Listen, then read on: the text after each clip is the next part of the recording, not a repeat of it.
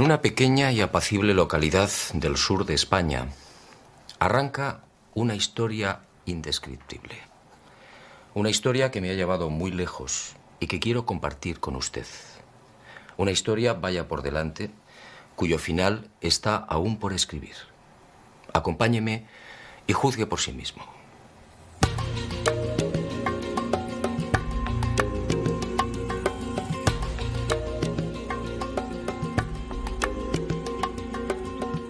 Todo empezó una luminosa mañana de julio.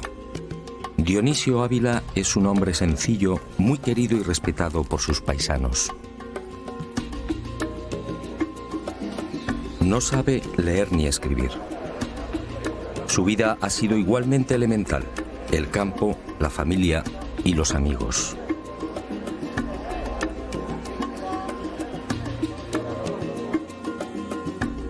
Hasta que un día surgió la sorpresa. Fue al mediodía de aquel 16 de julio de 1996. Siguiendo la costumbre, Dionisio emprendió su habitual paseo por las afueras del pueblo. Le acompañaba su fiel perra, Linda.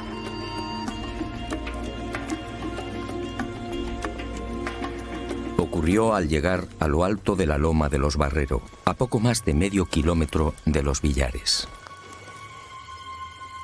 Linda se mostró inquieta. En el lugar se percibía un absoluto silencio. Al principio, desconcertado, el testigo no supo qué hacer. Linda había desaparecido.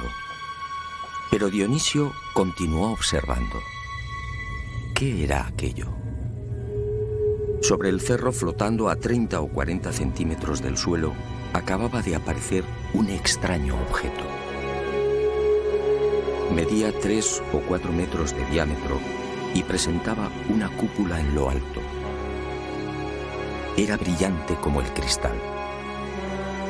Por debajo se escuchaba un ruido sordo. Movido por la curiosidad e ignorante de la naturaleza de lo que tenía ante sí, Dionisio decidió caminar hacia el aparato. Lo rodeó despacio, observando atentamente. En la cúpula descubrió 6 ventanillas similares a los ojos de buey. El testigo estuvo muy cerca, quizá a medio metro de la nave. Tentado estuvo de tocarla, pero no se atrevió. Y de pronto, mientras caminaba alrededor del objeto, el desconcertado Ávila observó algo en un lateral de la brillante cúpula. Eran unos no menos extraños símbolos, algo que le recordó un emblema. Algo que Dionisio describió como palo, cero, palo. Sin terminar de comprender, finalizó la inspección y relativamente tranquilo se dirigió al pie de una encina con el propósito de descansar. Pero la singular aventura no había terminado. A los pocos instantes, cuando Dionisio Ávila se hallaba a 4 metros del resplandeciente objeto, volvió la cabeza y los vio. Eran 3 seres. Se encontraban de pie junto a la nave. Eran altos. Vestían unos buzos ajustados e igualmente resplandecientes. Sus ojos eran rasgados y los rostros muy hermosos. Estaban alineados e inmóviles con las miradas fijas en Dionisio. Fue entonces cuando empezó a sentir miedo. Súbitamente, sin que el testigo supiera de dónde partió, surgió en el aire una pequeña luz, lo que Dionisio definió como un lucerillo, algo similar a la luz de una bicicleta. El misterioso objeto fue a caer directamente a los pies del asombrado anciano. Ávila no lo dudó. Se agachó y tomó el pequeño objeto. Pero, oh sorpresa, el lucerillo ya no era una luz. Era una piedra. Una piedra esférica con la superficie grabada por unos enigmáticos símbolos. Y entre esos signos, algo que Dionisio ya había visto en la cúpula de la nave. Palo, cero, palo. Cuando nuestro hombre, atónito, acertó a levantar la vista de la piedra, allí, en la loma, no había nada. Seres y naves se habían esfumado, y presa de un pánico incontenible, terminó huyendo, refugiándose en su casa.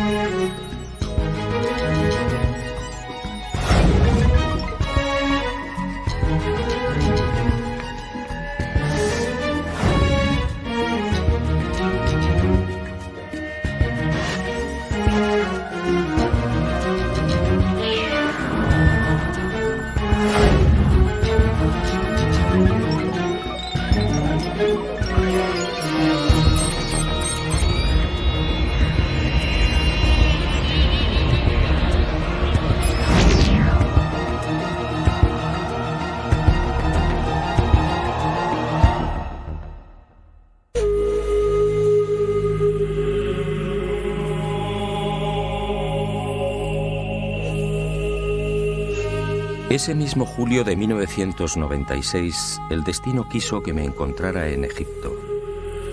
Pero aquel no fue un viaje normal y corriente.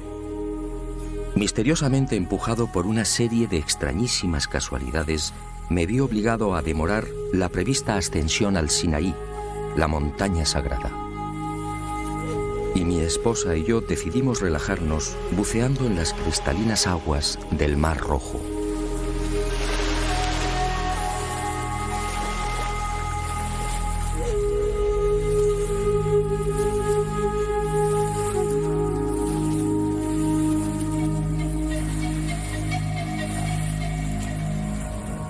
Todo transcurría con normalidad. Recuerdo que me alejé de Blanca y de pronto, al volver a la superficie, la vi gesticular.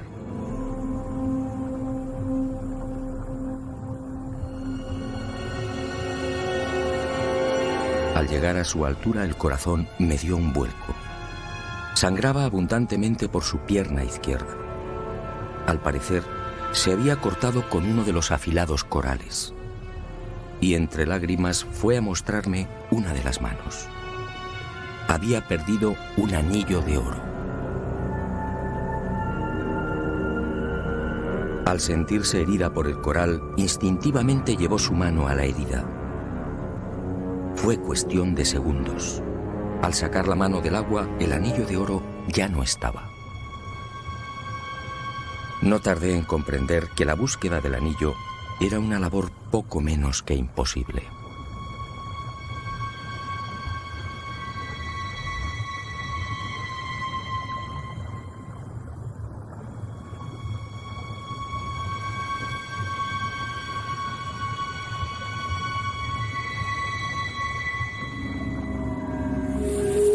Y de pronto, sin saber cómo ni de dónde, se presentó ante nosotros un individuo joven. Me pareció egipcio, pero no podría asegurarlo. Y en inglés, con evidentes prisas, apremió a mi mujer para que saliera del agua. Es más, sin interesarse por la abundante sangre que emanaba de la pierna, la tomó por la muñeca, arrastrándola hacia la orilla. A mí, sencillamente, me ignoró. Todo su afán era sacar a Blanca de la mar. ¿Pero por qué? ¿Quién era aquel extraño personaje?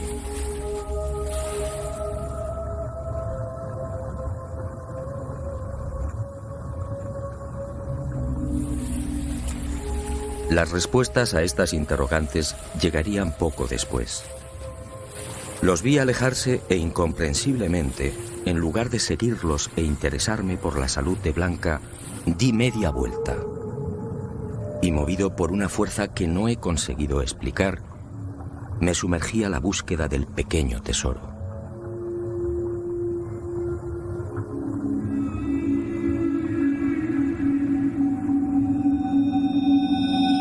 Buceé en círculo, Descendí una y otra vez explorando las agujas de coral y los paños arenosos. Pero tal y como imaginaba, el anillo no apareció.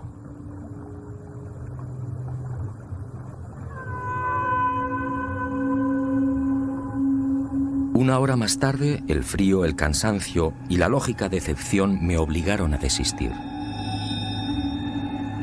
E inicié el regreso hacia la costa. Pero impulsado por un último afán, seguí buceando hasta casi rozar los corales con el pecho.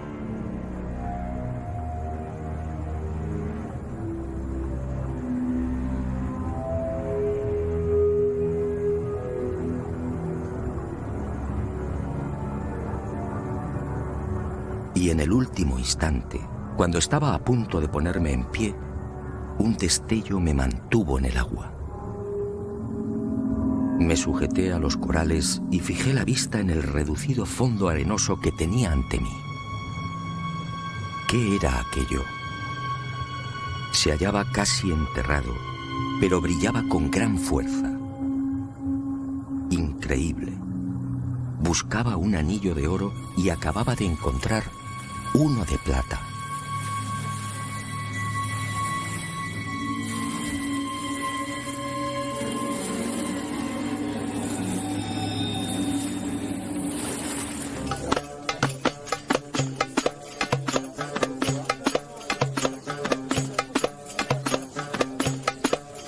Y extrañamente feliz, coloqué el anillo de plata en el dedo de mi mujer. Curioso. Encajó perfectamente.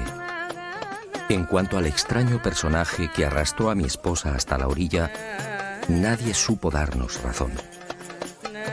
La búsqueda por Sar el Sheikh fue infructuosa. Ni Blanca ni yo pudimos entender su enigmático comportamiento, a no ser, claro está, que tuviera mucho que ver con el hallazgo del no menos misterioso anillo de plata.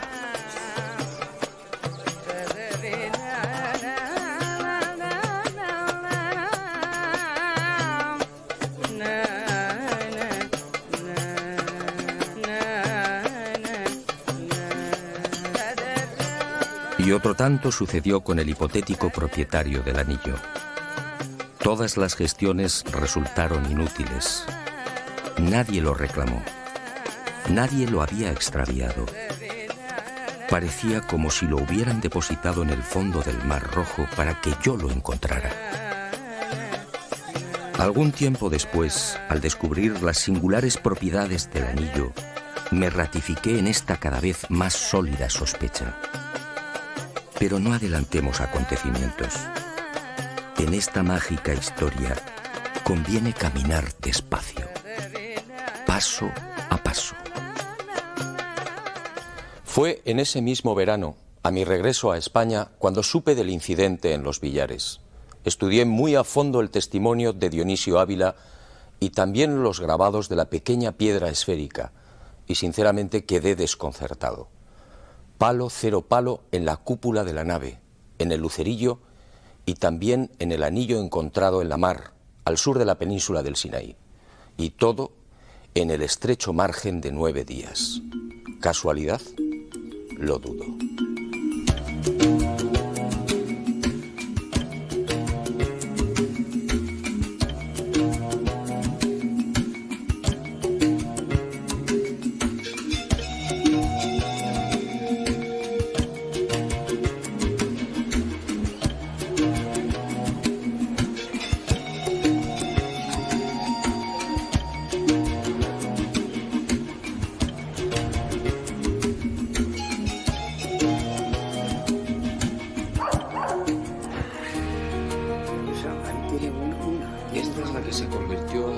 Como usted puede imaginar, desde que tuve conocimiento de este singular y fascinante encuentro, he interrogado a Dionisio en numerosas oportunidades y creo en la autenticidad de su experiencia.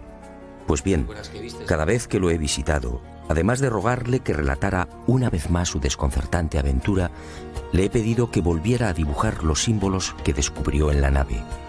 Hoy, abusando de su amabilidad, vuelvo a rogarle que dibuje de nuevo lo que él consideró un emblema. Muy bien. Estupendo. Eso Yo sí la recuerdo, cuando la veía. Yo creo que era... Y la ventanilla tenía un cerco. ¿Te me entiendes? ¿A qué clase de misterio me enfrentaba? Se trataba de un mensaje. Pero la extraña historia no termina aquí.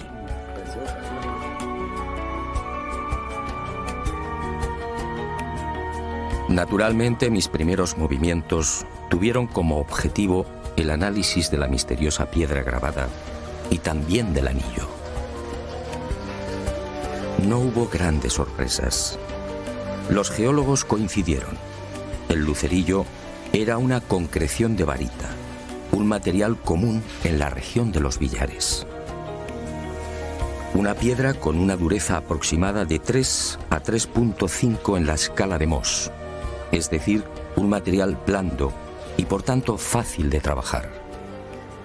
Se apreciaron igualmente dos fases bien diferenciadas en la elaboración de los grabados, una reciente y otra mucho más antigua.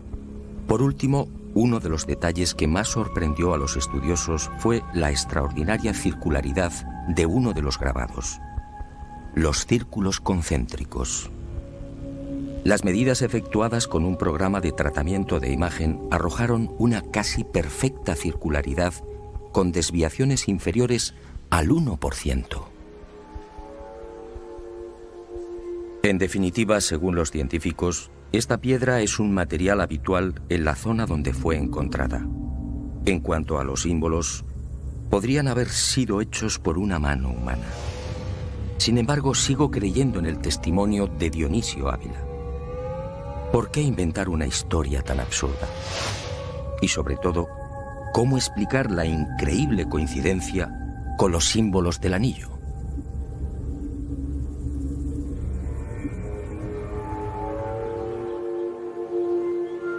Y como si de un mágico plan se tratase, con el transcurrir de los días fueron surgiendo nuevas y sorprendentes casualidades.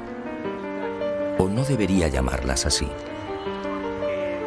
Una de ellas tuvo como protagonista principal a Francisco Sánchez Viera, experto en termovisión.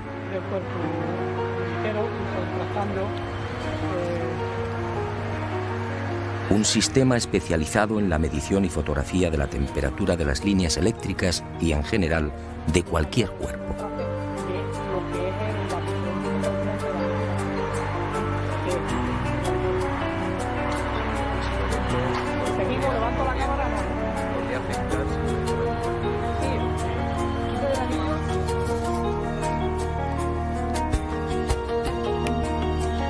No podía ser. Al enfocar el anillo de plata con la cámara de termovisión, quedamos perplejos.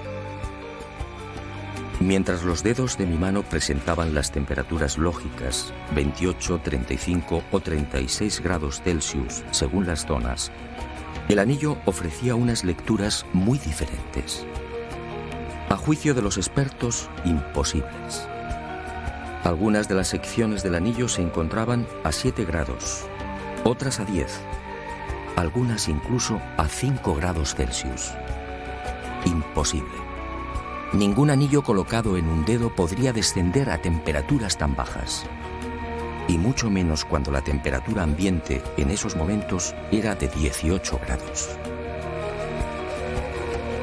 Pero lo más increíble es que a pesar de las lecturas tan bajas, el anillo al tacto se presentaba caliente. ¿Qué clase de anillo había encontrado en el Mar Rojo?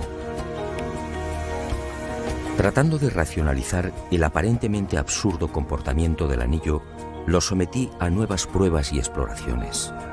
Más sorpresas. Al retirarlo del dedo, los termogramas arrojaron un espectáculo desconcertante. El anillo aparecía rodeado de una especie de halo blanco, una luz que no es visible a simple vista. ¿De dónde procedía esa energía? ¿Me encontraba ante algún tipo de tecnología no humana?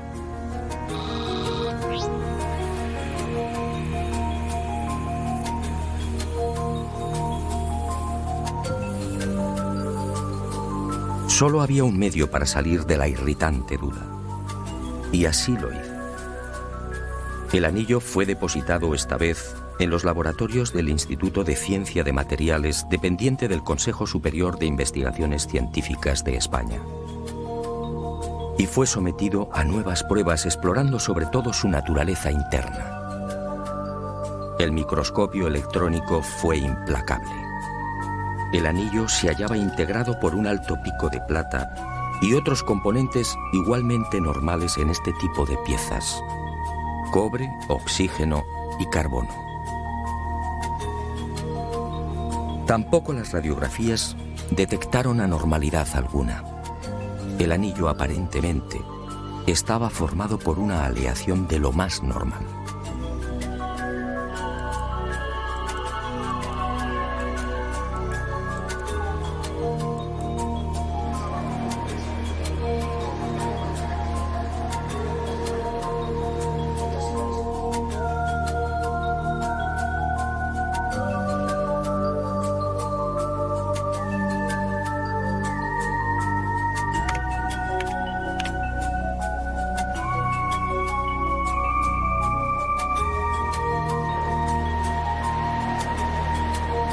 Pero las sorpresas no terminaron ahí.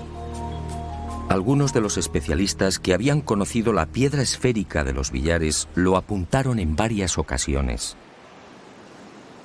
Aquellos símbolos guardaban gran semejanza con el alfabeto bereber, una lengua casi desconocida y que todavía se habla en el Sáhara. En una de mis pesquisas, mientras interrogaba a toda suerte de expertos en bereber, fui a tropezar con la imagen de una estela de piedra. Y en ella, entre otros signos, descubrí los ya familiares palo, cero, palo. ¿De nuevo la casualidad? No, por supuesto. Y en esos instantes supe que iba por el buen camino.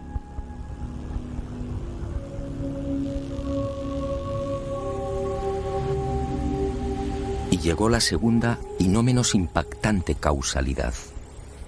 Enfrascado en las investigaciones sobre el lenguaje bereber, casi olvidé otra de las pesquisas abierta meses atrás a raíz del hallazgo del anillo.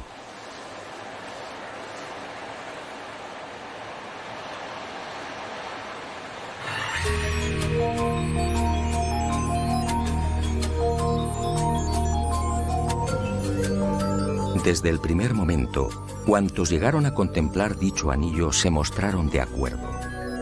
Los símbolos que lo adornan podían ser interpretados como un lenguaje binario, en este caso integrado por 9 unos y 9 ceros, 9 palos y 9 ceros. Y durante meses expertos en computación se afanaron por desentrañar aquel enésimo enigma.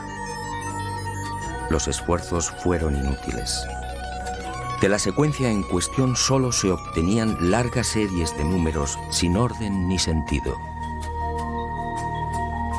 Hasta que uno de estos especialistas, oficial de la Armada Española, tuvo una genial intuición. Una de aquellas endiabladas secuencias numéricas podía reducirse a unas coordenadas geográficas. La nueva y decisiva sorpresa estaba al caer. Cuando las coordenadas en cuestión fueron trasladadas a las cartas, el punto que apareció en el mapa me dejó perplejo. Tassili, una región al sur de Argelia, una región en la que se habla y escribe bereber. ¿Casualidad? Sinceramente lo dudo. Y a mi memoria llegaron viejas imágenes. ¿No era este el desierto en el que el célebre geógrafo, arqueólogo y paleontólogo Henry Lott había catalogado miles de pinturas rupestres? ¿No era este el lugar en el que fueron pintados extraños seres con escafandras y trajes espaciales? Y un presentimiento terminó echando raíces en mi aturdido corazón. Prudentemente, antes de adentrarme en el desierto argelino, estudié de nuevo las informaciones de Lott y de otros exploradores franceses. Y al consultar a la Universidad de Argel me advirtieron: muchas de las 50.000 pinturas existentes en Tassili se hallan destruidas o semidestruidas. Las diferentes expediciones francesas al Sáhara, en especial las de Lot, las habían arruinado. La técnica del calco directo sobre dichas pinturas rupestres fue una catástrofe. Pero quedaba una posibilidad.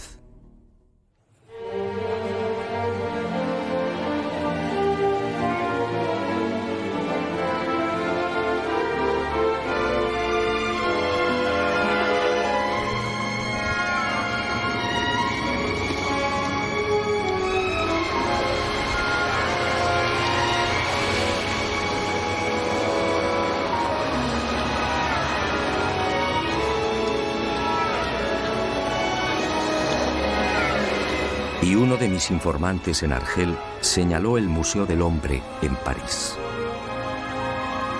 Allí en los sótanos, casi en secreto, se conservan las copias de muchas de las pinturas de Tassili, tal y como eran antes de ser pulverizadas por Lot y su gente. Y el destino, una vez más, fue benevolente con este viejo soñador. Por primera vez, unas cámaras de televisión lograban penetrar en los sótanos del Museo del Hombre, confirmando las sospechas de la Universidad de Argel. Más de 2.000 calcos, en efecto, permanecen en el olvido, amenazados por las ratas y la suciedad. Y Planeta Encantado los filmó en exclusiva. Aquello, sin embargo, no fue suficiente.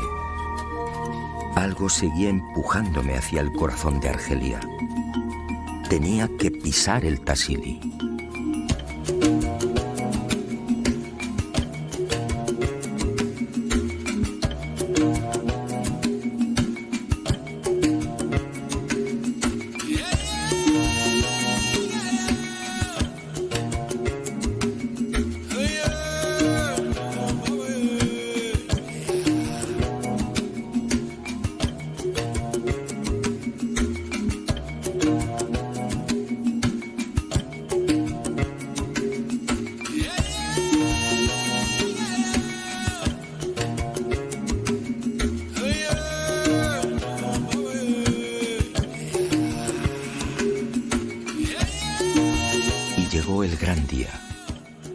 Tras una obligada escala en Argel nos dirigimos a Yanet, la puerta del Tassili, una pequeña población asediada por el desierto y en la que se concentran las expediciones que tratan de ascender hasta las míticas y mágicas pinturas.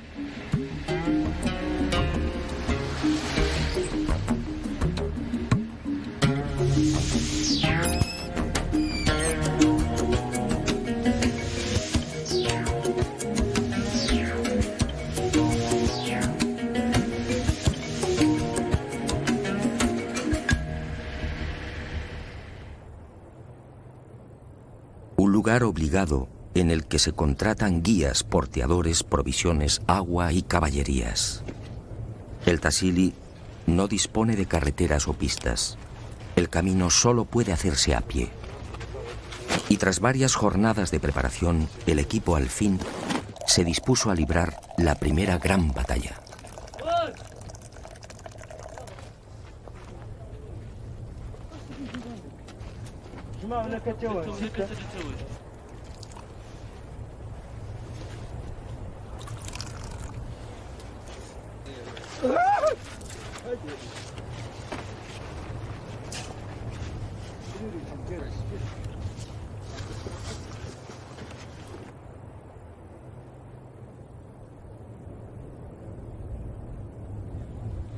Nuestro objetivo se encontraba a 1.800 metros en la calcinada meseta de Yabaren, en pleno corazón del Tassili. Allí nos aguardaba la primera exploración, el examen in situ de unas pinturas que han dado la vuelta al mundo. Entre los arqueólogos son conocidas como los cabezas redondas, unas misteriosas figuras datadas en 9.000 años aproximadamente. Indiqué. Al iniciar la marcha hacia la gran meseta tuve que contenerme. Ardía en deseos de llegar y verificar qué clase de conexión podía existir entre los llamados cabezas redondas, el suceso de los billares y el desconcertante anillo de plata. ¿Se trataba en verdad de astronautas descendidos en aquellos parajes en plena edad de piedra? Y si fuera así, ¿con qué objetivo? Para la mayoría de los científicos, esas imágenes, los cabezas redondas, solo son una misteriosa manifestación artística de los hombres del Neolítico. Figuras antropomorfas, quizás simples máscaras. Por supuesto, no aceptaron mi hipótesis. La comunidad científica no cree en la visita de seres no humanos, y mucho menos en la antigüedad. La ascensión se prolongaría durante 6 interminables horas. Y fue más dura de lo anunciado. A la violenta inclinación del terreno y a la agresividad de barrancos y desfiladeros vino a sumarse un calor tórrido y sofocante y el permanente peligro de los escorpiones y la cerastes, la víbora del desierto, agazapada bajo las piedras o en las brechas del granito. El tortuoso camino nos obliga a desviar las reatas de burros. Los animales caen una y otra vez, y el guía previsor los dirige por una senda más larga y menos penosa. Aún así, 2 de los asnos caen fulminados por el esfuerzo. Finalmente, la expedición corona la cima de la gran meseta.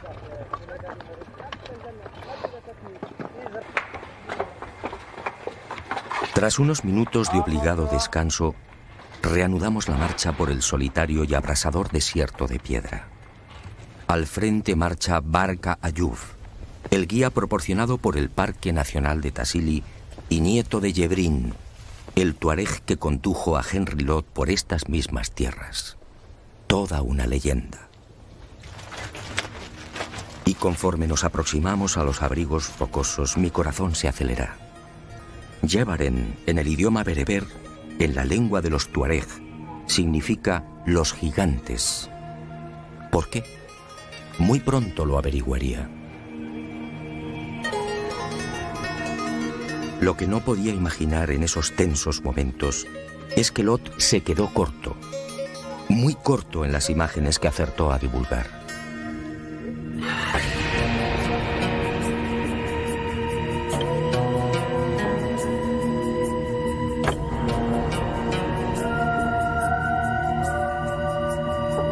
Los cabezas redondas, allí estaban. La verdad es que las imágenes precisan de pocos comentarios. Me quedé sin habla. Solo deseaba contemplarlas. ¿Qué representaban aquellas pinturas elaboradas en pleno Neolítico hacía ya 9000 largos años?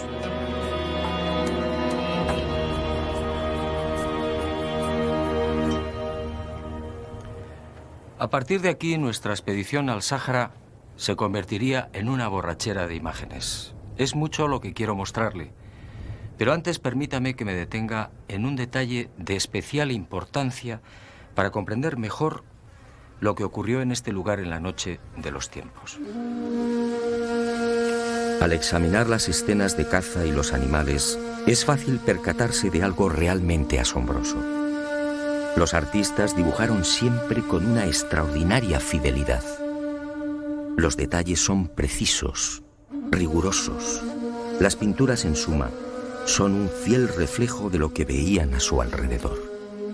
Y si esto evidentemente es así, ¿qué podemos pensar de esas otras pinturas que la arqueología atribuye a la imaginación de los artistas? Si los hombres de la Edad de Piedra dibujaron individuos con cascos, antenas sobre la cabeza, trajes hinchados o enigmáticos buzos con botellas a la espalda, ¿no será que los pintaron así porque así lo vieron?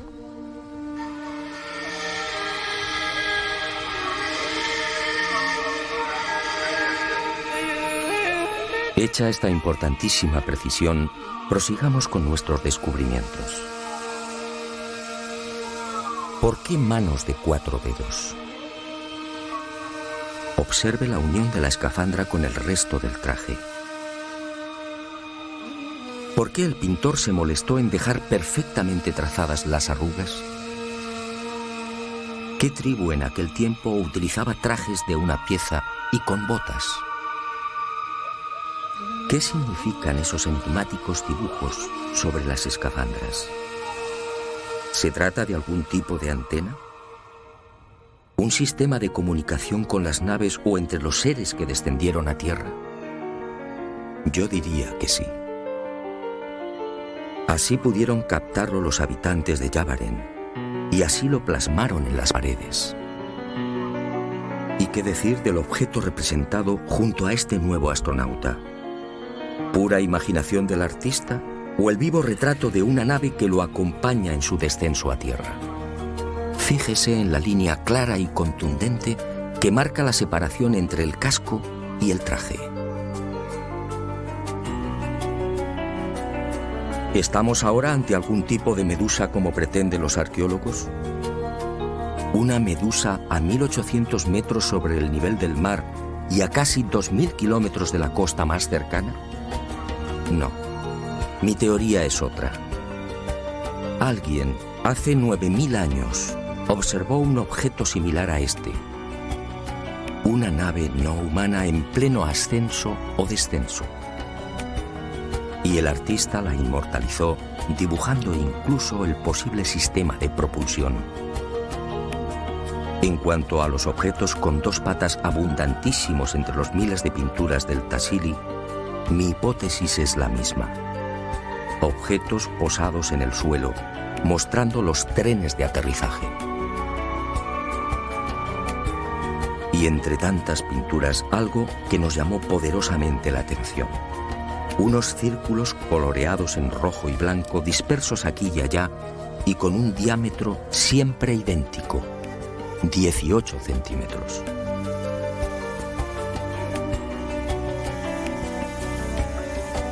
Naves no humanas en mitad de una escena de caza, naves en las que aparecen de nuevo los cabezas redondas. ¿A qué se debe el extraordinario parecido de estos cascos o escafandras con los que ya hemos observado? ¿Vigilaban de cerca las actividades del hombre neolítico? Y un detalle muy significativo. ¿Por qué el artista se recreó en uno de los extremos de la media luna, dibujando esos pequeños trazos? ¿Quiso dejar constancia de algún tipo de iluminación? Hoy lo sabemos, son miles los casos investigados en los que estos objetos no humanos se aproximan y parecen observar a los testigos. Naves que espían todos nuestros movimientos. ¿Por qué no iban a hacerlo hace 9000 años? La expedición prosigue por el desolado y abrupto desierto. Cada jornada exige un nuevo esfuerzo, entre 10 y 15 kilómetros para alcanzar la siguiente estación pictórica. Y siempre a pie. A la meseta del Tassili no llegan los 4x4.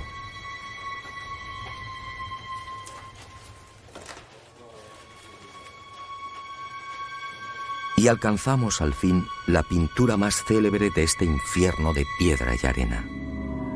La imagen de 3 metros que Lot bautizó como el gran dios marciano. Nueva decepción. Como tantas otras, esta también se halla muy deteriorada. Los calcos de Henry Lot casi la han borrado.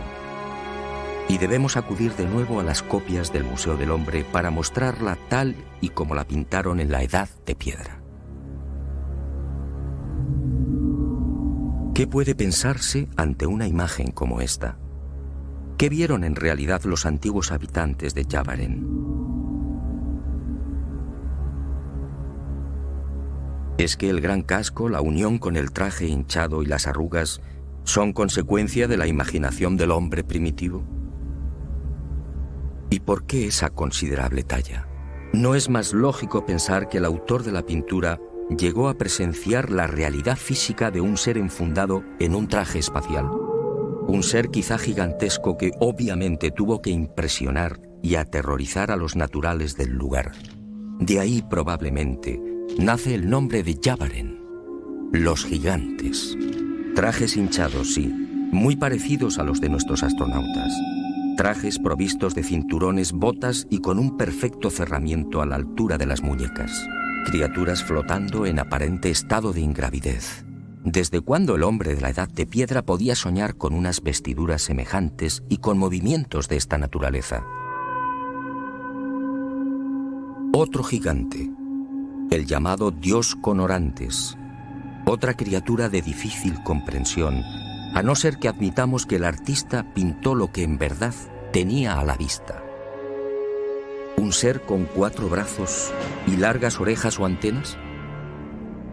Yo también dudé hasta que supe del caso registrado en 1955 en Riverside, California. Allí al menos 7 testigos vieron a plena luz del día una criatura prácticamente igual a la que ahora tenía ante mí. ¿Casualidad? No lo creo.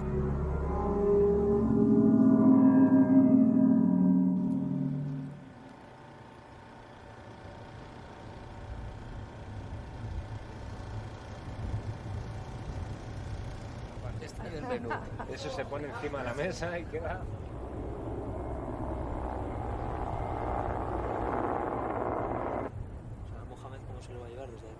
Y el Sáhara argelino se cobra una nueva víctima. Esta vez se trata de Mohamed, nuestro cocinero.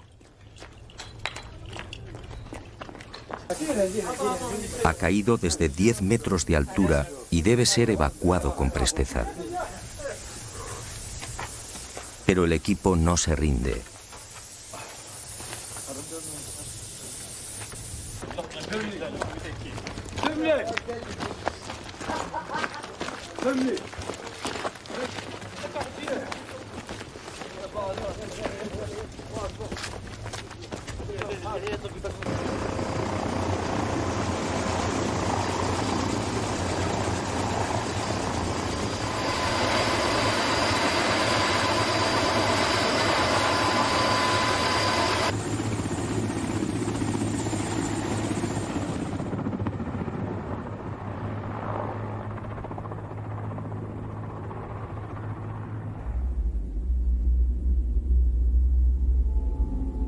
Las extrañas imágenes encontradas en Tassili no tendrían fin.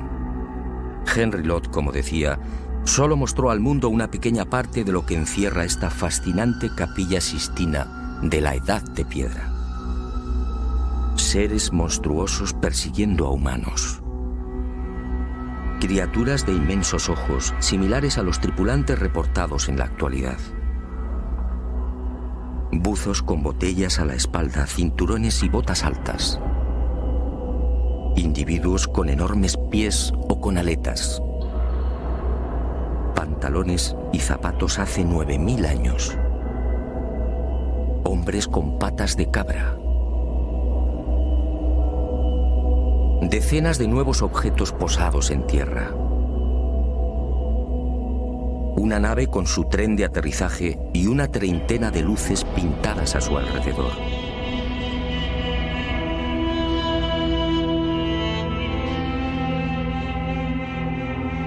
Y siguen los gigantes. ¿Se trata de un ser humano? Otra criatura de enorme cráneo se presenta fundida con la imagen de un objeto circular al que el pintor ha dotado de una serie de largos apéndices. Como en escenas anteriores, estos trazos solo pueden indicar luz o sensación de movimiento. Nuevos objetos con idénticos apéndices. En uno se aprecian los mismos dibujos que lucen las escafandras de los cabezas redondas. Y un capítulo igualmente desconcertante. Animales desconocidos. Si los hombres del Neolítico pintaron lo que veían con exquisita fidelidad, ¿qué son estas figuras? ¿Hipopótamos con dientes de carnívoro? ¿Avestruces con 4 patas? ¿Felinos con 8 dedos en cada mano? ¿Centauros? ¿Unicornios? ¿Pero cómo es posible? Siempre creímos que centauros y unicornios eran pura leyenda. ¿Seres con cabeza de insecto? ¿Estaríamos ante algún tipo de experimento genético por parte de los gigantes que descendieron en Tassili? Los misterios, en efecto, se empujaban unos a otros.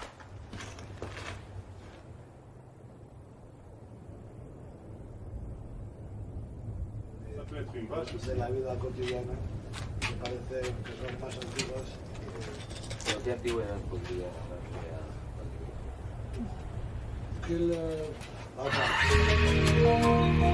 Pero sin duda una de las pinturas que más me impresionó fue la localizada en plena meseta de Yavaren. Y la he dejado para el final con toda intención. También la erosión y los desaprensivos han terminado arruinándola. Pero lo que queda de ella resulta muy significativo. No conocemos su antigüedad con exactitud, pero según las modernas técnicas basadas en espectrómetros de aceleración de masas, utilizadas en pinturas de la misma etapa, esta que usted contempla podría remontarse a 8.000 o 9.000 años. Quizá más. Para su mejor y más rápida comprensión, hemos elaborado unos dibujos gemelos a los que aparece en la roca. ¿Y qué vemos? Algo sencillamente asombroso y, por supuesto, imposible para la ciencia. Un ser con escafandra y ligado a un objeto circular por un tubo. Un objeto a su espalda perfectamente trazado con una doble línea y con no menos extrañas llamaradas o luces en su interior. Un ser que porta algo a la espalda. Algo similar a lo utilizado por nuestros astronautas. Un ser que parece arrastrar hacia sí o hacia la nave a un total de 4 mujeres desnudas. Una de ellas con un niño.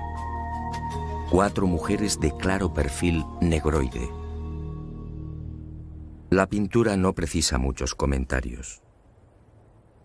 ¿Qué sucedió en este lugar hace 8.000 o 9.000 años?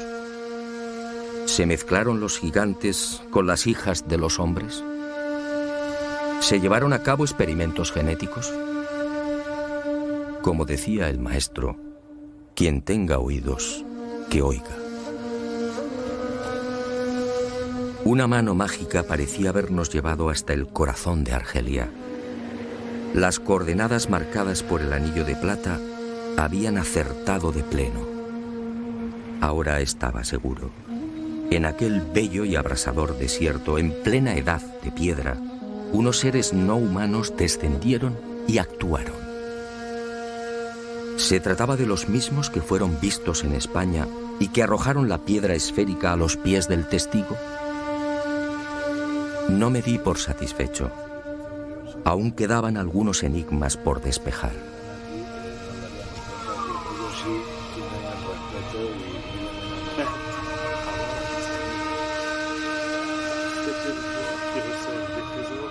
¿Qué mensaje encerraban los símbolos grabados en el lucerillo? ¿Qué relación guardaban con el Sáhara? ¿Qué había detrás de aquella fascinante historia? La aventura, en efecto, apenas había comenzado.